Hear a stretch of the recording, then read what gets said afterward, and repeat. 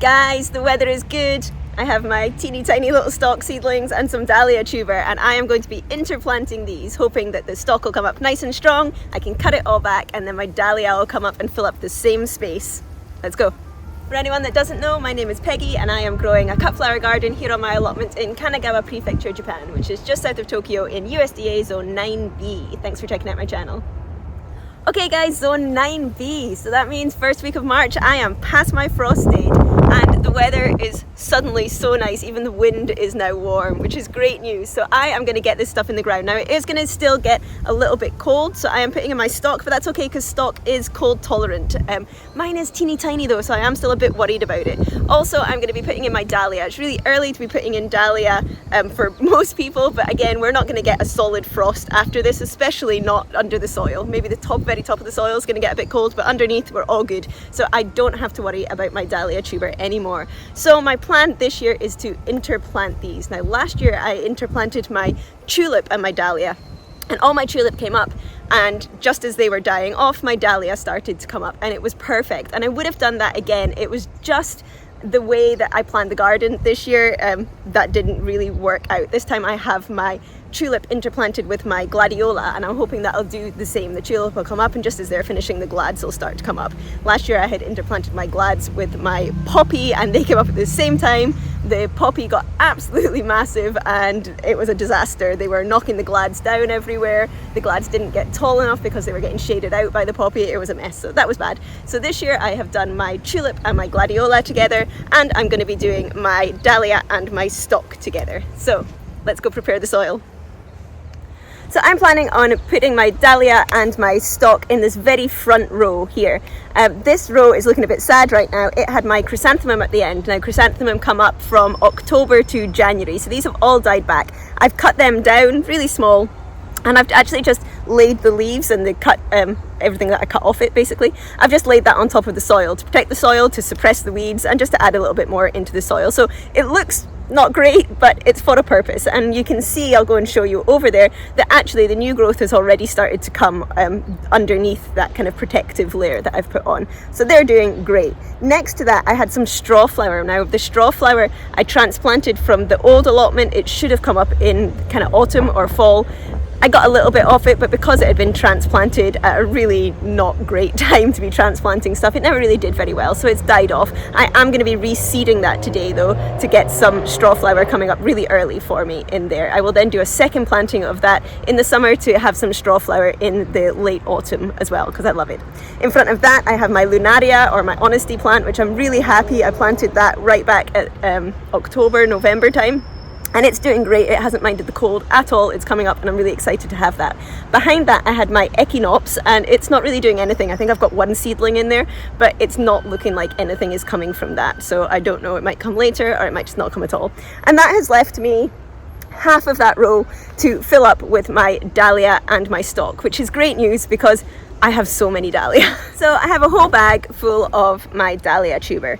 Now, I planted these tuber 2 years ago in the old allotment, and I just left them in the ground because I didn't need to dig them up. I don't have to in 9B. We don't get great frosts that are going to kill them off. We don't get snow. So I left them in the ground, and that was fine. And they did come up last year as well, but I felt that they weren't as productive. I wasn't getting as many flowers off of them. The plants weren't as strong. And when I dug the tubers up, I realized it's just because the tubers were so big. They were overcrowding each other and they didn't like it. So I dug everything up and I separated them out, and that has left me with way more tuber than I could ever need in this garden. So I've brought down one of each type that I had, and that has left me with 16 tuber to put in here, which might still be a bit of a squeeze. All the other tuber I'm going to be planting in my garden at home in containers, because my garden at home is absolutely terrible, which is why I have an allotment. But I have some big containers. I'm going to attempt to put the other tubers in and just see how they do in those, because I don't want to waste tuber. But I have 16 to get in the ground here, and that's what I'm going to be doing first.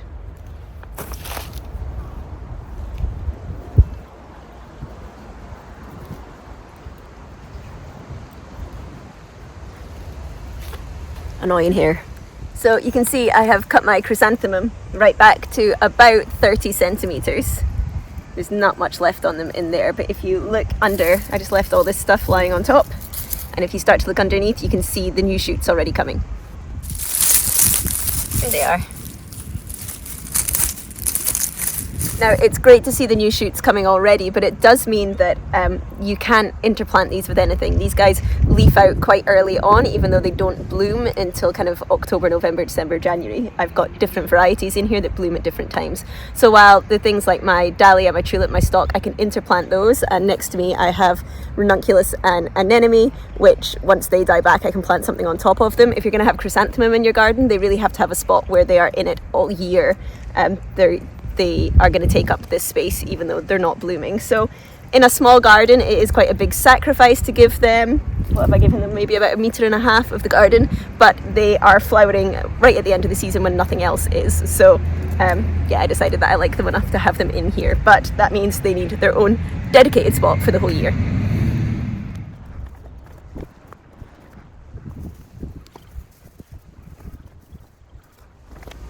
That actually fits pretty far correctly. That's good. So this row is about 90 centimeters wide, and when you are planting for cut flowers, you can plant your dahlia 30 centimeters apart. So technically I could get 3 in each row, but it means the third one would be right on the end of my row and would end up growing over my path. And I have learned from my last garden that that's a pain in the ass and I don't want it to happen. Also, because we get so humid here in the summer and there's quite a big difference between our daytime temperatures and our nighttime temperatures, I do get a problem towards the end of the season with powdery mildew on my dahlia. So giving them a little bit more space helps with that. Also, once they start to come up, I do strip the bottoms of the stems to let airflow go through the bottom of the plants, and that helps with the powdery mildew as well. So I could get 3 in a row, but I'm not. I'm going to do 2. I don't know what these dahlia are. They all got mixed up when I dug them up. I think there's one of each of the varieties that I had there, but really I'm gonna have to wait and see how they go. But that is a perfect match, about 30 centimeters apart this way as well. So 2 in a row, 30 centimeters apart, and that has fit in 16 perfectly. Okay, dahlia tuber are weird. Some look like big potatoes, some are kind of long and skinny, and some are like little clusters. The size of the tuber I have found doesn't really relate to the strength of the plant. It's not like the pom-pom varieties look like potatoes and the more open flowery ones, or the open dahlia are it's nothing like that. Like, as far as I can see, there is no rhyme or reason to what shape the tuber are, and considering they are such pretty flowers when they come, they are really ugly to start with. Okay, much like a potato, this is all starch, and this is what is going to be feeding the dahlia when it comes up, and the new flowers are actually going to be coming out of this bit, the neck. You should have some eyes on here, and it's the eyes that actually put up the new shoots and make the dahlia. And they will self-correct and find the sun, so it does not matter which way you put these in the ground at all. However, the reason that you have to make sure that your last frost has passed before you plant your dahlia is because they go in really shallow. They don't like to be deep in the soil at all. You're literally just gonna dig a little hole. Oops. There we go. Pop it in. Didn't put it that way for absolutely no reason. And then just cover it up. But that's not very deep at all. They want to be quite close to the surface when they go in.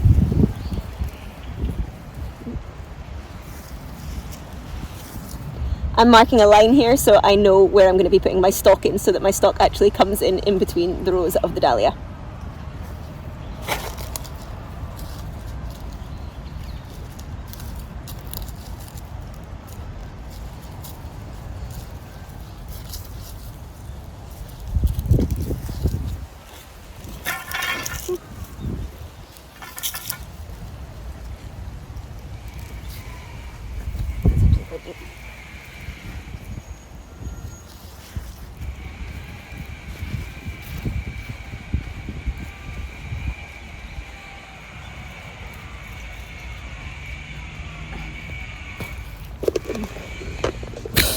My hair doing. You can see with this soil that we are mild in winter here, but we're also really dry. So the top of this soil is so dry. It's not liking it at all. But if I dig down just a little bit deeper, you can see how nice and brown that is because of all the organic matter that I've been adding to it. and that's still holding the moisture, so that's good. Even though it's really dusty on top, just a little bit down, it's still looking really nice and moist in there.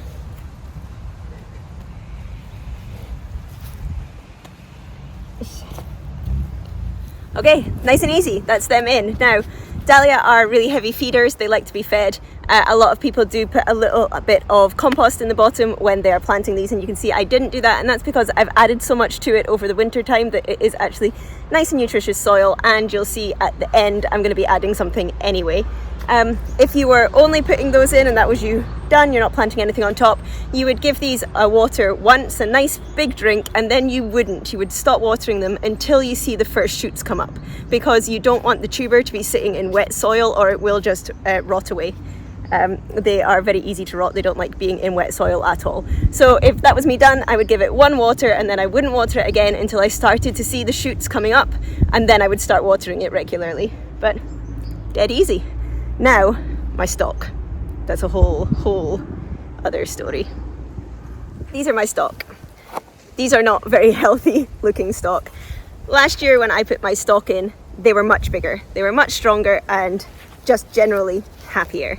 I put these stock in a little bit later because the weather was so weird this year, and it has been colder. I talked about that in my last video, but also I think these have just stalled, and so have my snapdragon, and I'm going to talk about that, why that's happened and what I'm doing about it in my next video. But basically what it means is when you plant a seed, the energy needed for that seed to become a seedling is contained in the seed. Once the seedling starts to grow, it then needs to get nutrition from the soil to continue it growing. And I think I just used bad potting mix, which is upsetting because, you know, it was just potting mix that I bought at the home centre. I don't know why this has happened, but it seems that it's just not had enough nutrition to grow, and I caught on to it too late. I assumed it was just the weather making them a bit not great, but I think it's actually the potting soil that's done it. Now, I could try and rescue these. I could pot them on into a more nutritious soil. My problem is that spring comes here so fast. We were at -2 degrees last week. We are at 16 degrees today. The spring just comes in and hits you. And stock are flower based on daylight hours, not temperature. So once you get so many hours of daylight, this will go to flower, and it doesn't matter how tall it is, this is going to go to flower when it has enough daylight hours. So my plan is to try and put this in the garden, hope that it survives, and just feed it and feed it and feed it, and try and get some more nutrition into this plant so that it survives and it gets big and strong in place, so that I'm not then having to transfer it later on. That's my plan. Or it's all going to die and I'll cry. Which seems to be a running theme in these videos. Okay, so what's my plan? Step 1 is to dig out trenches where I'm going to be planting these. Do that first.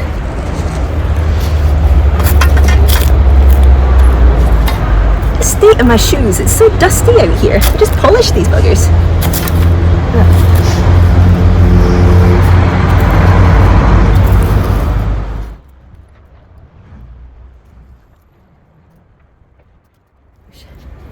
These seedlings are just wee, so I don't need to dig very deep. That'll do. Step 2, compost.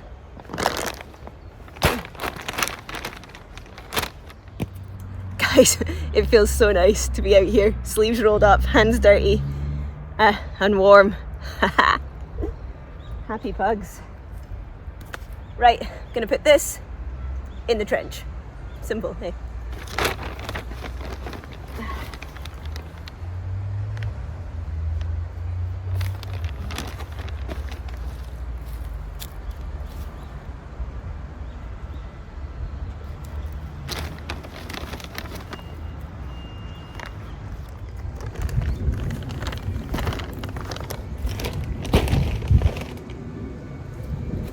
And then, I can't see, then give it a wee mixy.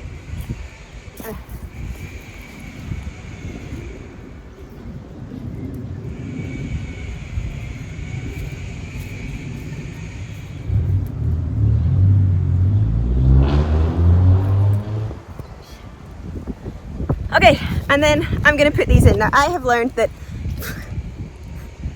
I shouldn't stand into the sun or the wind when it's really dusty. I have learned that I can plant my stock really, really close together. These guys grow straight up and have little to no foliage on them. So I can plant them really close together because they're not in there very long. As soon as they start to bloom, I'm cutting them and that gives the next one space. However, this year I am growing some of the quartet series. These are the quartet series. So usually stock comes up, it has one flower, you cut it, it's done. It's a one and done. But with the quartet series, you get 3, sometimes 4 stems come up. Now the main stem is the biggest and the other ones are smaller. You can cut them as one stem and have them as like a spray if you like. Because I tend to make smaller arrangements, I tend to cut the smaller ones off and have them in bud vases and stuff. So they might be in a wee bit longer so that those side branches can then get longer. So my quartet ones I might plant a little bit further apart because they're going to spread out more. But the normal ones can go really close together, which is good because I don't have that much space. I have to do some math now. I have quite a few varieties here. I have some of the Christmas pink, I have Christmas purple, I have some of the apricot, which I really like, but I couldn't find new seeds for that this year, so these are actually old seeds, so I'm not sure how they're going to go. They've germinated okay, but they are shorter than even these short ones, so I'm not sure if I'm going to get much of them. But yeah, I've got Christmas pink, Christmas purple, apricot, 2 trays of the quartet series, which are a mix, and where are you guys? 2 of the vintage, which is my favourite. It's that kind of dark pinky browny colour that I really love. It goes so well with some of the other darker flowers in my garden. I've got quite a lot of the black tulip. I've got my Peggy Wonder tulip, which it looked great with, and it looks really good with my raspberry ripple snapdragon as well. So it's my favourite one, so I have 2 trays of that. So let's figure out how we're going to put these all in. Now, although these guys aren't very tall, you can see they've got good roots on them. The roots are coming out the bottom, they're ready to go in. So I hope that means that just with a little bit more feeding, they are going to get nice and big and tall and strong for me. Roots. Okay. I have planted them in quite deep, but there they all are. Come on, little guys. Okay, so now these are all in and planted. Next, I'm going to give them a little spray with this. This is Mimosa worm castings, and it is diluted down into a spray. Now you can use this to spray when they are blooming, put it on the leaves, and it just gives them a nice little boost. Now I'm just going to give a little spray to each one on the leaves, and if it runs off after I water it, it's okay, it can go into the soil as well and it'll still help. So a little spray of my worm juice.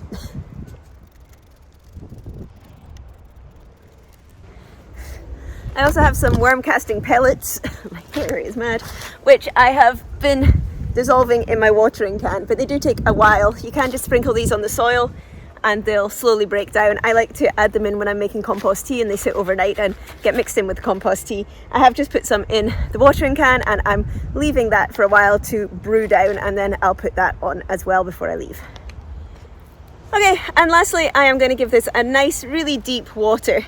We are actually due some rain this week as well, which is great. Hopefully that'll help them come up with the rain and then the nice daytime temperatures, and hopefully these guys will start getting a little bit bigger for me soon. I am going to make some compost tea at home and come back down next week and keep fertilizing them every week. I'll give them some compost tea and try and get these guys moving on, and hopefully we can rescue the stock and it'll be good. And then when the stock come, I'll cut them back and my dahlia should come through at the same time.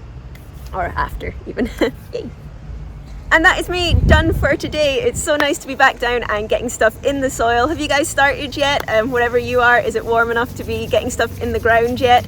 How are your seedlings going? Are you having the same problems as me? Next week I will be doing a video about my snapdragon, which have stalled as well, and that's really upsetting me, but hopefully I'll be able to get them restarted too. But for me, that is all this week. If you want to follow along and see how all these guys do, remember to hit the subscribe button below. If you want to see all of last year's flowers and what I do with the flowers once I cut them, you can check out my Instagram, which is From the Witch's Garden, and there's a link to that below this video. And I will see you guys next week. Bye!